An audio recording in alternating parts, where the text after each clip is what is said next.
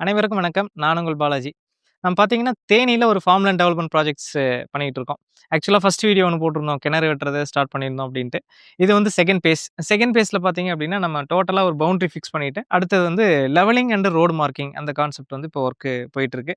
இதுல வந்து இந்த ஒரு 30 ஏக்கர்ஸ் ஃபார்ம் இது ஆக்சுவலா.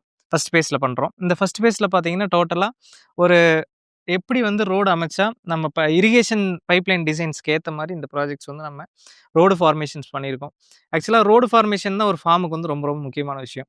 ஆக்சுவலா ஒரு சில டிஸ்டன்ஸ்க்கு ஏத்த மாரி நம்ம ஈஸியா ஃபெர்டிலைசர்ஸ் டிரான்ஸ்போர்ட் ஆகறதுட்டும், ஃபியூச்சர்ல வந்து ஒரு ஈல்ட் ஆகுற மெட்டீரியல்ஸ் வந்து நம்ம எடுத்துட்டு போறதாகட்டும், இது எல்லாமே கன்வீனியன்ட்டா ரோடு ஃபார்மேஷன் வந்து ரொம்ப ரொம்ப முக்கியம். அதே மாரி நம்ம ஒரு சில விஷயங்கள் நம்ம வால்வ் எல்லாமே வந்து நம்ம ரோட் சைட் பிளான் பண்ணியிருக்கோம்.